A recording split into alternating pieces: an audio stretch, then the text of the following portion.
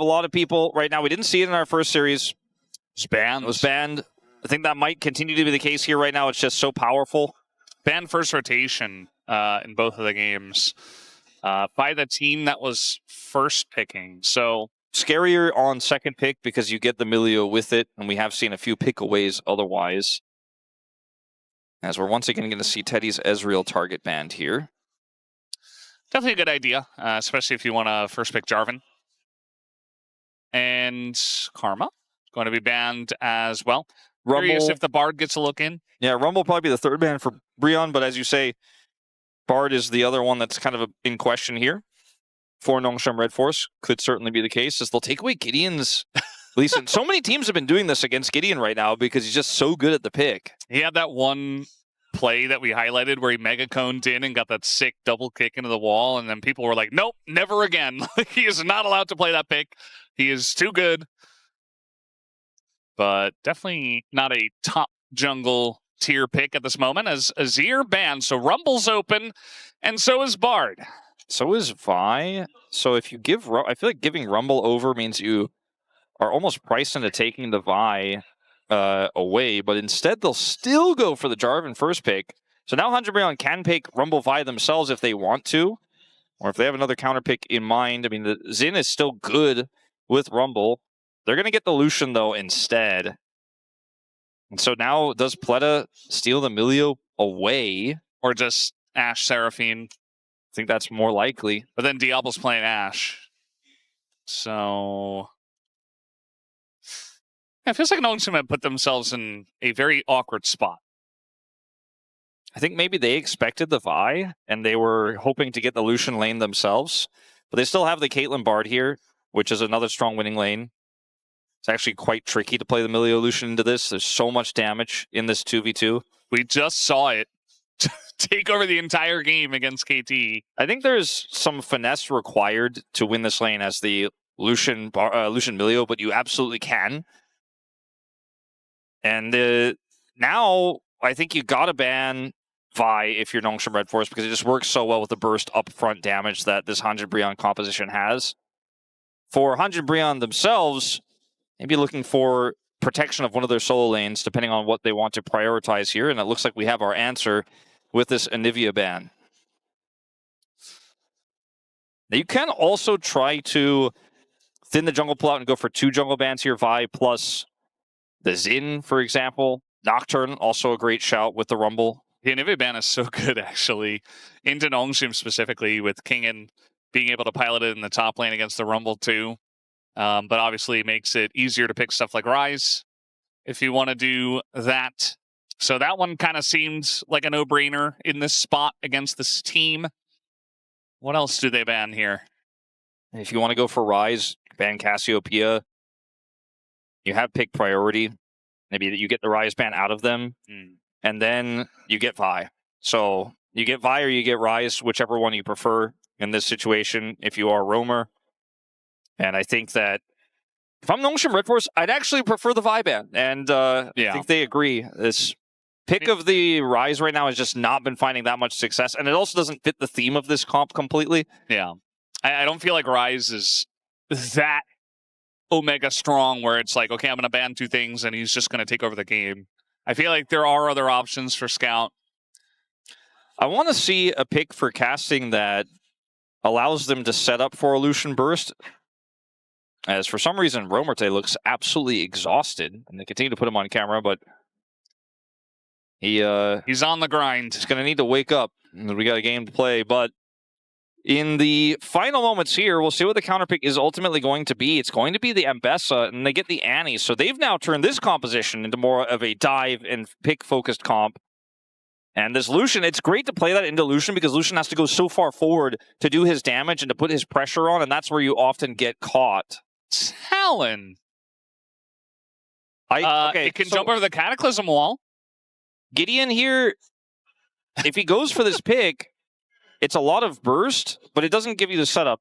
I misspoke earlier, by the way. I said casting to have the setup for the solution. I meant to say Gideon, of course. And Gideon does have a knock-up here, does have a really robust way to break up some of the engage here with Crescent Guard here for the engages that we're going to see from Namgung RedForce. But it feels like the bans may have been a little bit misplaced. I feel like, yes, you got the Ryze, but it doesn't necessarily lead to strong side lane pressure. Like, the Realm Warp isn't going to be that powerful in this composition. And on the other side, they have so many things to threaten Teddy's Lucian. So it makes it really difficult for Teddy to do what he wants, especially because the range on this Caitlyn is so powerful. Diable is never going to be under threat, really, in most situations, because he could just sit so far back. And then if you try to get into range with him, that's when the rest of the team just collapses. Where is Lehens? What a great sign. Man, there's been a lot of interesting signs for the side of Nongshim. There's some signs where it's like, Danny, please draft well. I mean, like I said, there were like 4 people sitting right behind him, like, Danny, please draft well. I mean, it is unusual that there is no like statement about it, but he is not here. We don't know where he is officially. Yeah, there has not been a lot of information given for that. As we are ready, let's hop into the Rift for game number 1. 소환사의 협곡에 오신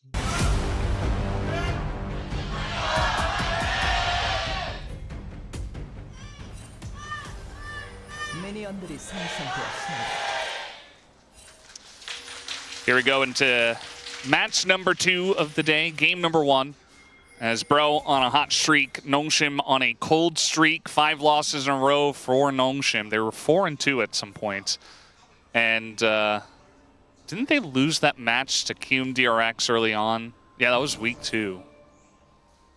Yeah. So that was one of their losses, actually. That was they were 4-2, but that was kind of like the beginning of where we were like, Nongshim, what's going on over there? Yeah, that one was the kind of odd loss out where we were like, okay, that shouldn't have happened, but also felt like it was a bit of an overperformance from QMDRX and it's on the day. Again, Wolf, in round 2. Yeah. Another 2-0 from QMDRX over Nongshim. History repeating itself. It does make you wonder about, like, it makes you question, were Nongshim ever actually a top team? Because for a while we all kind of thought they definitely could be. And right now, it's going to take a little bit more convincing, but with this new support lineup, we'll see if that changes favor here, as this is a really strong lane for Pleata's re-debut. You know, he's going to have a lot of agency here, a lot of power, so it will be tested very directly, but also it's a pretty simple lane for him to showcase his prowess. It's also a pick where if he does not perform, it's going to be pretty obvious. Like, yes. We've seen Bards take over games, but also Bards somewhat single-handedly lose games. So yeah, certainly a lot of pressure for him coming back. It does feel like whenever Pleata does come back nowadays, it's like, well, perform or you're getting benched again. Pleata's played a lot of eclectic picks in the past, like the Pike. We've also seen him play double marksman. Very flexible. Oh, flash on in. Scout in a lot of trouble here. That should be first blood. That easily. Roamer will pick it up in the mid lane as they take down Scout already. Well, that's a huge win. And yeah, that's early game GIDEON for you. And when he is firing with this team, you know, regardless of where he's applying that pressure, he has just constantly generated early game leads, like all season long. I keep going back to it, but my first wow moment from him this year was when he did it to Kanavi in their first series against Honda Life eSports at the very beginning of the LCK. Just been so good at finding this. And now this is Scout with no vision here on the river. Kites back towards the brush, and it's as simple as follow flashing here for Roamer and GIDEON to take him out. Yeah, I mean, you gotta expect an early gank from GIDEON. Obviously, Scout was in a position where he wanted to push that wave in and then back away, or potentially play safer after that. Could have maybe expected it bot as well. We've seen a lot of bot level 3 ganks, but he elects not to go there, and maybe kind of against the flow of what we expect. He goes into the mid lane, and maybe that's just because of Scout's positioning or because there's a Ryze there, which is obviously very easy to set up the ganks. So either way, a good choice from GIDEON. Looks like Teddy and Namgung are doing fine down here in the bottom lane. I feel like I haven't seen from a, you know, east side player a performance like this in jungle, because you're playing on an east side team, right, that doesn't necessarily always have prio, always have control, where GIDEON just keeps finding consistent pressure.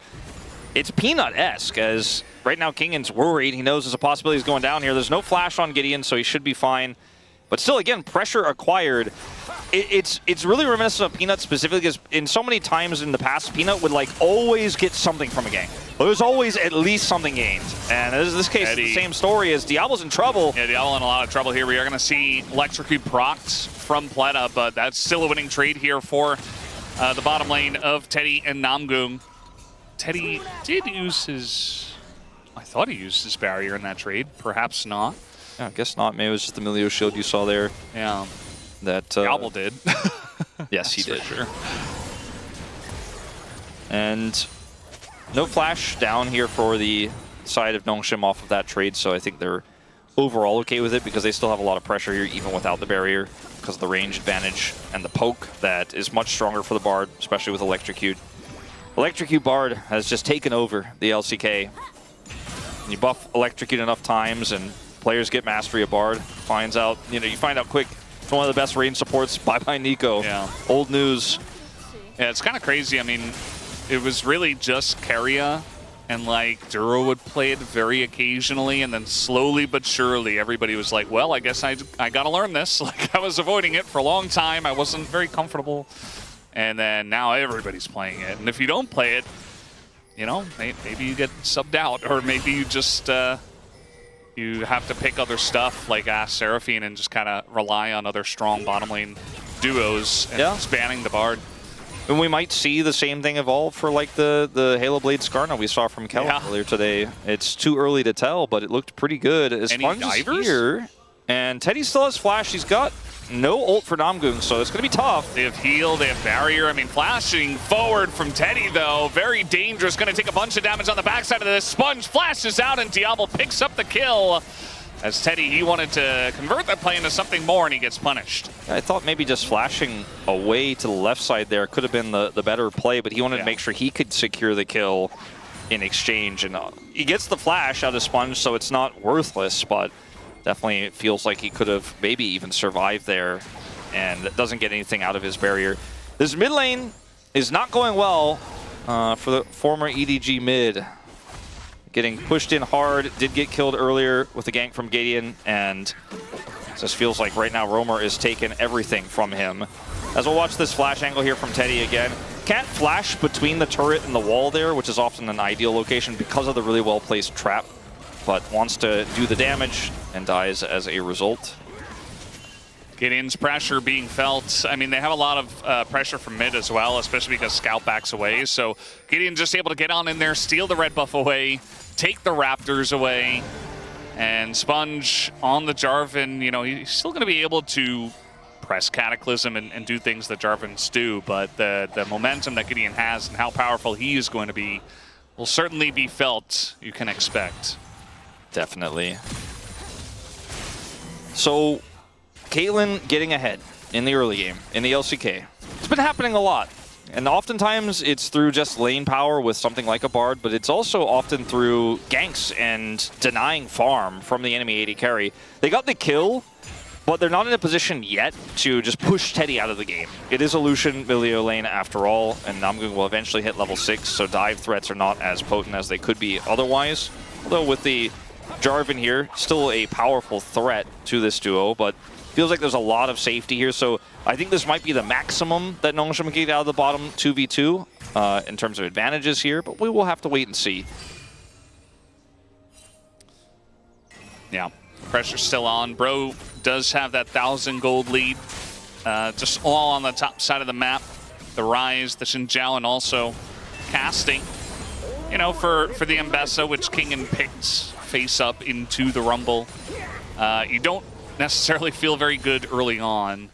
Yeah, like very early on, you could do okay, but casting put the wave in a really bad spot for him and then started to generate a large lead there. The Hex Drinker buy for Kingen feels necessary, but it isn't long-term very helpful. It's going to be decent into the Ryze later on, I suppose, with double AP, which is part of why he builds it, but just delays everything else you want to be as Ambessa. And we'll see if Teddy can get out of this lane and get unlocked in the mid lane where he can put more pressure on elsewhere. It's always going to be tough with this Caitlyn maintaining the advantage. And Diable has been known for his aggressive trades. He will not just take the chip from Teddy. He won't just run away. He might actually look to punish. And with the Bard here, and also a Jarvan, certainly possible. I really love how Nongshim built a punish trap for the Lucian. As Scout is just going to drop a bear. Yep. Drop bear's very dangerous, as we do know. Yeah. Scout. That's why I've never been to Australia. I've heard too many stories. It's Same. not safe. Can't go there. It's not a thing. Every Australian told me about the drop bears and how I should be afraid of them. They're very dangerous, very concerning. Always look up, they said, especially if there's a eucalyptus tree nearby. Yeah. Said marsupials aren't all peaceful, so I definitely gonna... Are they nocturnal, though? I don't want to get into this. Shout out to Hysterics. Hope he's doing well. I'm sure he is. Been enjoying his inner monologues. Great content. Yeah. We've talked a lot about like Nefarian dogs. We never mentioned dingoes, you know? Yeah. Dingoes need a shout at some point. Do they? Well, I think they deserve it, right? Like, dingoes underappreciated canine when compared to like wolves, coyotes. Yeah. Obviously, domestic dogs. I mean, you got hounds. Yeah. Yeah. But no one really a hound gives... just a dog? Is there like a... I mean, I know it's like a type of dog. I just wanted to use another canine. Oh, okay. But people use the word hound, right? More than they would ever go for dingo. Yeah, I feel like the word hound oftentimes gets used in like, you know, they're hounding them. Yeah, it's a hunting type thing. Like a hound, I think, I guess the term hound comes from the verb to hound, because that's what the hounds do. Does it? I feel like the verb to hound comes from the hounds. You know? This is a chicken and egg situation. Probably not, actually. Probably etymology has the answer, but you're going to have a bit of a potential skirmish here, trying to collapse onto Diable, but Diable's very aware of it, so surely he'll be fine. It's going to be the ward gone. I do like how Pleata's kind of playing... you know, human ward essentially at this point, where you just put your body in front, but you're barred, so you got a little bit fast movement speed, and they're not necessarily going to be easily able to lock you down. We do have teleport available for both of these top laners if they want to try to start something, but or finish something. No dragon for 2.5 minutes, so nothing just yet. More pain for Kingen. I just mentioned the finishing part because usually the Rumble doesn't like start the thing. Sometimes he can. It's Kingen who's considered to be one of the best Rumbles in the LCK. He's playing into it this time around on this Ambessa. He hasn't backed for a while, still holding onto that Hexstreaker buy. They both have teleport now, so that's just kind of the way of top lane. Will eventually be able to buy an item, gets a pickaxe and 2 long swords. With all of that money, he's banked up. Teddy is alone here, actually. Stay and get some extra gold. The rest of the top side is very bro favored in terms of gold. The lead that was picked up from Roamer has kind of compounded a little bit. Obviously the Rumble same story, but bottom side here just have not actually been able to put this Caitlyn down, and her lead has gotten larger as they take 4 plates. I mentioned I thought the lead that he had earlier was going to be about as far as it could go, but with no attention down here, or at least no successful attention, because we did see some, Diable is still just running away with this one a little bit. And it's been a quiet game earlier on. Bro and Brew, you know, just a classic. Hanging out, talking about hounds. Gideon is going to be Tempered Fated, but that is a Zhao with Flash and Crescent Guard. So potential first test here for Pleata, not exactly passed, but that's fine. Just trying to, you know, get presence in the bottom side, you know, try to push the enemy jungler away, trying to get some presence here and maybe go for the second dragon, as Gideon is going to go in and tries to go in onto Diable and Pleata. The flash doesn't really do anything, but they are going to get on top of Sponge here, who has to flash himself. Does flag drag away, but now Roman comes on over, and the aggression is there. No help for Sponge, as a bit of damage does go into Gideon. If the net lands, maybe they kill him. They wanted to give the kill over to Teddy so badly, and then they still flub it in the end, and Gideon picks it up. But ultimately, a lot of resources used here for the side of Bro to get that done. Roamer flashing as well as Realm Warping in. Ultimates are all dropped down. But I don't think this is going to be punishable here for Nongshim, so it is going to be worth in the end. As Gideon initially decides, okay, I can go in here with my Crescent Guard and buy enough space. They wanted to stop the Magical Journey, but he's unfortunately unable to do that. Because Roamer is here, they are still able to get Sponge because he gets the root here, which is buffered by Sponge. There's just no way for him to get out. And unfortunately, Teddy does not pick up the kill. That's definitely what they wanted, but still, the Xin will use the kill gold very well. Yeah. And the gold lead has shrunk here a little bit in the bottom side of the map.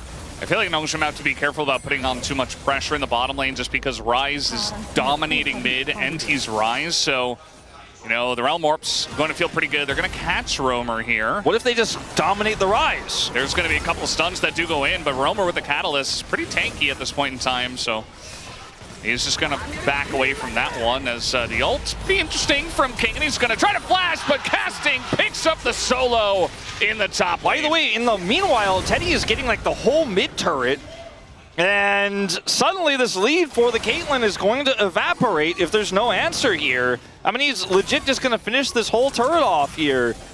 And watch that gold league shrink even further down to 300 now. At one point, he was almost at 1,000, the advantage. Flash stun does come in, and Scout kind of just gets a free kill in top lane, as that's a little bit unfortunate for Casting. Yeah, greeting pretty hard there because he had TP. Good punish comes through from Scout. Did have to flash, but absolutely worth it. Actually puts himself into a gold lead briefly as a result of it. Watch this one more time. Yeah. I guess he wanted to cleanse the harpoon. I don't know. I guess. I think maybe needed to use it earlier or aggressively, but there was no way he was going to win that fight. So just a really nice calculation there from Casting until he stayed too long and got flashed on by Scout. Yeah. Second Drake wasn't taken by either of these teams, so it does look like Bro have a pretty good setup there. Should be splitting Drakes in this early game. And also 3 grubs. Could mean that this Ryze does get some potential value in the side lane in the later stages, but we'll see how strong Kingen gets if he ever becomes a real champion in this game, because right now he's not. Really good call here, how Namgung are playing knowing that Gideon's on this dragon. They're playing incredibly aggressively, looking for this Herald take, but they don't do it quickly enough, and Scout didn't TP down, so they had like all the tools, I think, to go for an early Herald take and look for a turn, and then they just didn't do it. And unfortunately, that as a result, now Bro have a real contest angle, and they have that dragon, so one apiece here to the Chemtech Soul. Gideon is also on vision. See if Sponge tries to make anything of this. I don't think so. Trading all for barrier in mid. Does look like Diable, you know, right back to work on the Caitlyn. He's going to start pushing the mid turret. And, you know, it's not the first time a team with Diable has felt like he is the one-win condition. But, you know, starting this Herald here, it looks like Bro with the engage cone here from Gideon, but they immediately turn onto the Zhao, who does have the Crescent Guard. Rift Herald kind of in an awkward spot. A lot of low health bars as the Bard is out of here already. Sponge as well is just going to go in, and that's going to be the end of the Rumble, but immediately trades back on the Sponge. Teddy has to flash away. He's getting low. That's going to be a zoning ult from Pleata. He does get a flash from that, so kind of just pushes them out of the fight. Bizarre fight there. We got the... Nothing. We don't have anything. A near... Never mind. A near public execution. Yeah, it's slower now. It is nerfed. I think teams are still... Their top lane is still calibrating a little bit. I think it's kind of a weird nerf personally, because I thought before it wasn't too oppressive or anything like that. I thought it was really cool. Now it feels a little laggy. Just feels dissatisfying. Now this fight is initially set up really well by Gideon here. Unfortunately, Casting's ult is pretty... It's pretty lackluster, as we are not done. Yeah, it looks like Kingen probably not very long for this world. Doesn't have flash and doesn't have a health bar anymore. Roamer gets up there with the gank. And this Ryze is getting pretty big. And the struggles of the Ambessa continue here for Kingen in particular right now in this game. Okay, well that last fight was pretty decent for Bro. The Rumble ultimate wasn't super high value. It zoned, but they couldn't actually collapse in and punish with it, but they were able to escape. Here it's just Kingen pushing this wave really. It's not... The first time we've seen a top laner do that this game was earlier. We saw from Casting after getting that kill, he stayed too late, but this is a little bit more extreme in Kingen's case. And down he will go. Roamer, like you said, starting to be a little bit larger, but he's only 560 gold ahead of Scout. It's not like the lead is insurmountable. But he's going to get his rod completed at some point. Well, specifically in a less than 5 minutes point. Once that's done, though, my point is that he'll be closer to hitting level 16 and doing massive amounts of damage all over the map. So that's a little scary. Diable really has had one goal in this game, and that has been to push turrets. Got bot turret, mid turrets, 2 plates. Riptide will just go over to Gideon. And Diable is going to take a little bit of damage, but he's fine. That was the Milio effect right there. That Lucian getting a bit of extra reach, but isn't going to be any sort of CC that can lock Diable down, so it doesn't ultimately amount to anything there. This top turret, though, looks like it's just going to straight up go down, and Kingen is not enjoying his time, no matter where he is on the map right now. And everyone else is enjoying interacting with him because it feels like he's a treasure goblin, and this one dropping money everywhere. Oh, we are going to have a little bit of a scrum here over the red buff. A scrum, you say? Yes. I think that's like a rugby term. Yeah, isn't it though like kind of like a huddle where you get together and kind of, yeah, I don't know, it's like more than a huddle. You kind of like move around left and right. I thought it was like how they started the match, where like, you know, there's like a big group of people in the middle fighting over the ball, and that was the scrum. See, if this was the Wallace duo, then we'd have a little bit more of an Australian perspective when we're over here talking about dingoes and drop bears and stuff like that, but it's just 2 Americans trying to figure it out. Digon says scrum is the start of play when they have the ball in the middle. So yeah, basically okay. I was right. So I was completely wrong. Yeah. I don't know what just totally off. What's the thing where they do the huddle but it's really aggressive that I saw on a Friends episode one time? What's that one called? Kind of sounds like a mosh pit or something. I don't know. Yeah, I don't know. Digon's trying to provide context. He's a sports ball player. Oh, he's saying it's called ruck. Oh. Okay. Well, it is a thing. I guess we're just all wrong. We'll stick to the League of Legends, I guess. So was it more of a ruck or a scrum? We'll never know. Spongy, you're going to get realm warped on. Yeah, Diable's just dead. That came in very late. To Tempered Fate. Even if that does come down, he just dies anyway, so it's not Pleata's fault. Sponge in a bit of trouble himself, and now he got a lot of tempo here for the side of Pro as they're going to drop the Rift Herald and continue pushing mid. Yeah, that equalizer just makes it so there is no even semblance of a contest here on this charge to take out the inner turret. It's also going to be a second dragon here for Bro. And honestly, individual Chemtech dragons don't feel that bad when you're running the Milio on your side. They are in a very strong position in this game now, moving up to a near 3,000 gold lead after the play there. And I think the surprising angle here was the Realm Warp, right? Diable is otherwise positioned pretty well here. They just did not expect the full behind enemy lines Realm Warp to come through, and then the collapse comes through onto Diable. And Scout wasn't here. If Scout was here, maybe he could set up more CC and they could defend this, but it was just a proactive, or proactive, I should say, play that Nongshim could not answer. Yeah, it's the new face of Bro. I mean, I know we've had kind of a slow early game, but, you know, proactive plays and looking to get aggressive and set up stuff on their terms. Brackrow. Brackrow, yes. The whole chat, by the way, was like, Mac Bro is just so much better, and you guys were just ignoring it the whole time. You're like, nope, Brackrow. Wait, why is Macro so much better? Mac Bro. Oh, Mac Bro. Yeah, because I didn't have chat open, sorry. Yeah, well... Sorry, it's Brackrow now. We ruined it. I think Brackrow is sillier, so I like it more. Because it doesn't sound like a real word. Whereas Macbro kind of does. Brackrow sounds aggressive. It does, yeah. And also kind of like that character from Space Ghost Coast to Coast. Yeah. I don't know who that is. That's okay. You've got a lot of great TV to watch later if you ever want to remember 90s personalities getting interviewed by Space Ghost in a very strange and out of context way. Yeah. Nowadays I have tons of time to watch TV shows. Absolutely. So, yeah, I'm just kind of sitting on my butt. The episodes are short. You know, you could even probably just listen to the audio only. As Teddy is not going to be able to defend this mid turret, but they are going to get a turret in exchange on the outside. Okay, so in Rugby Union, a ruck is an informal, fast-paced contest for the ball on the ground immediately following a tackle, while a scrum is a formal ordered set piece used to restart a play after a minor infringement. So yeah, I was right. So it was a scrum? Yeah. Okay. It's like when you restart the play and you scrum, you know, for the ball. I don't know if you can use it like that as a verb. So they scrummed for red buff?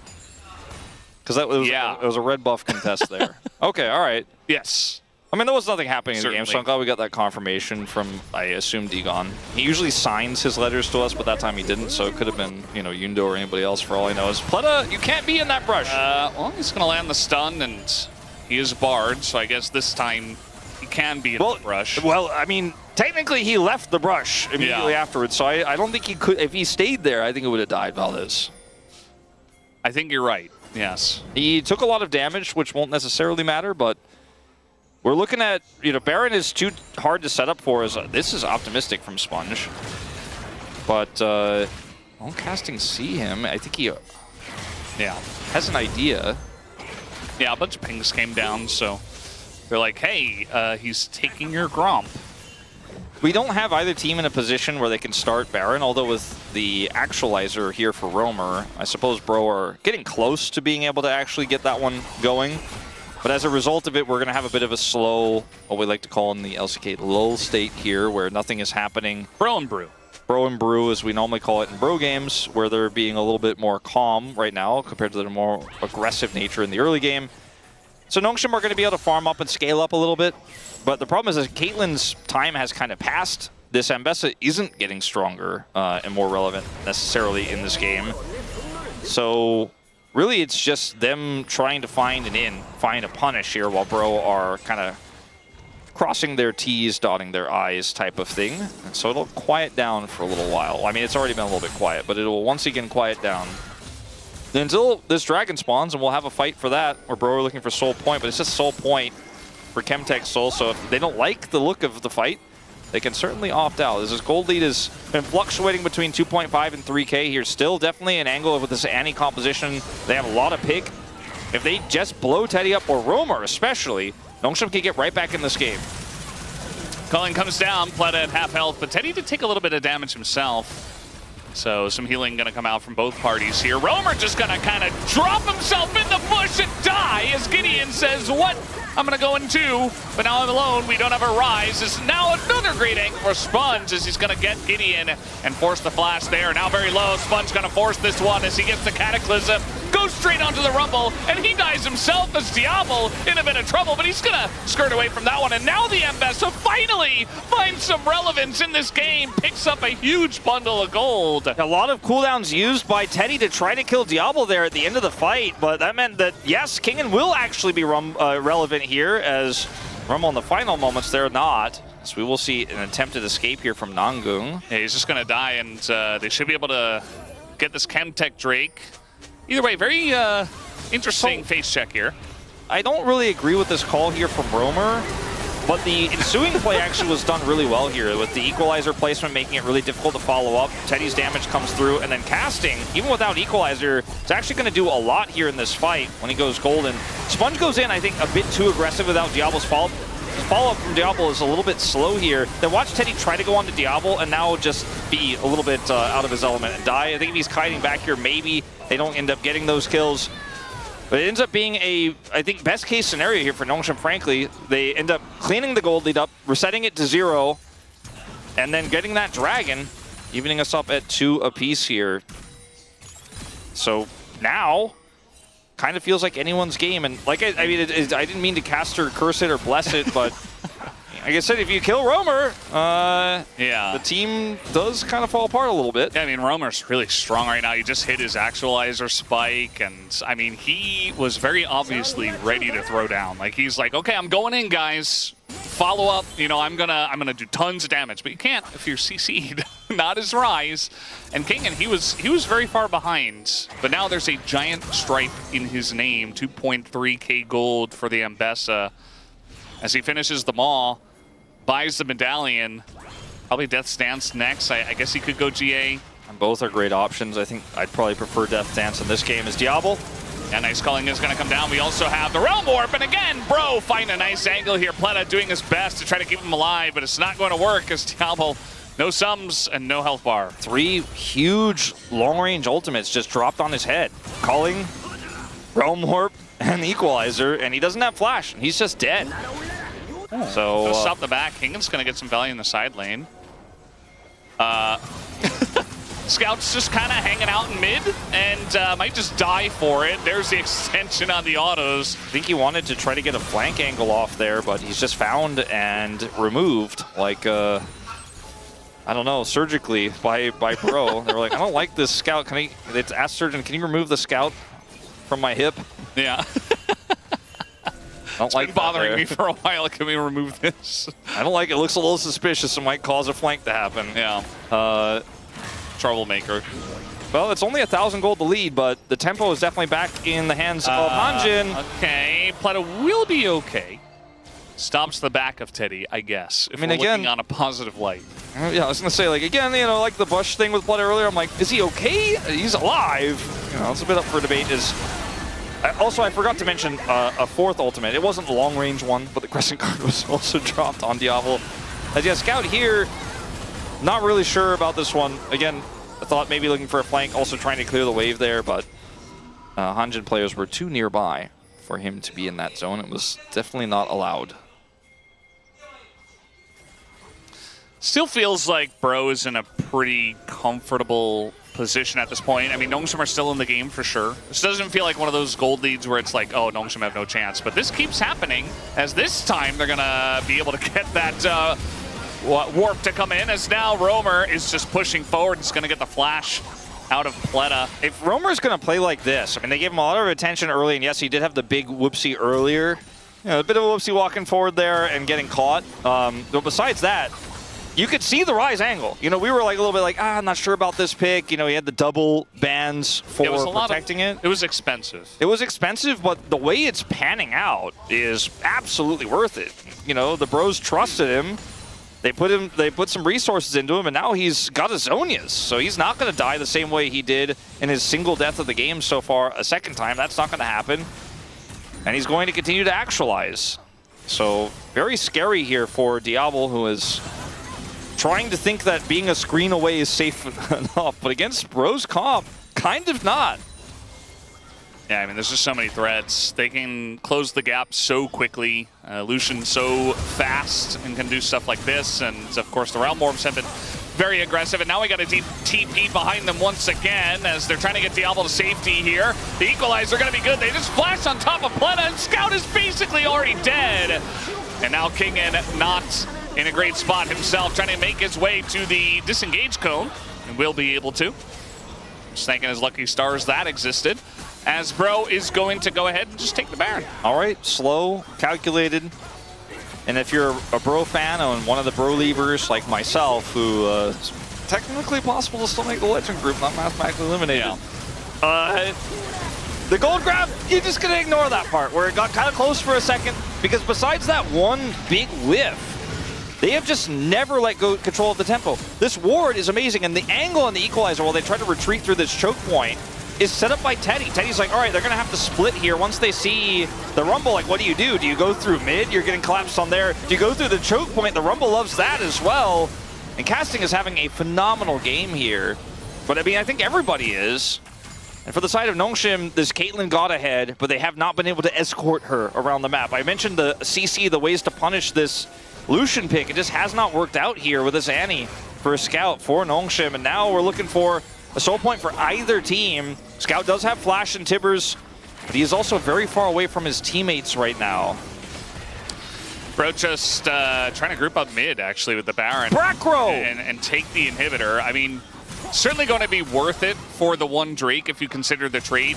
Part of me feels like, though, maybe they could have just, you know, taken the Drake a little bit more aggressively and then taken the inhibitor anyway, but I mean, it's still very nice for the side of Bro. I don't think that one Chemtech Drake is going to do Nongshim much good at this point. I think that's the only way that Bro could lose the game, though, is messing that up.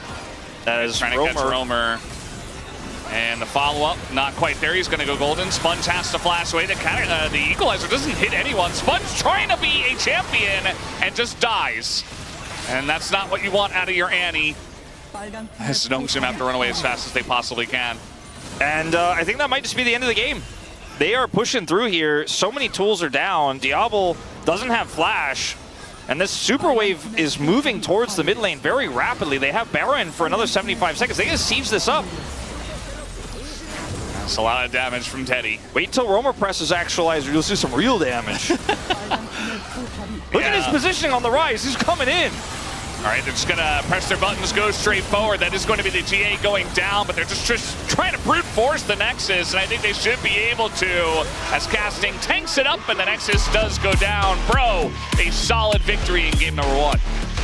There was one error, but for the rest of the game, almost everything felt just so incredibly clean from them. Bottom side, they found the Caitlyn lead. They were able to expand on it. There weren't a lot of resources given to try to stop Diable from getting a lead.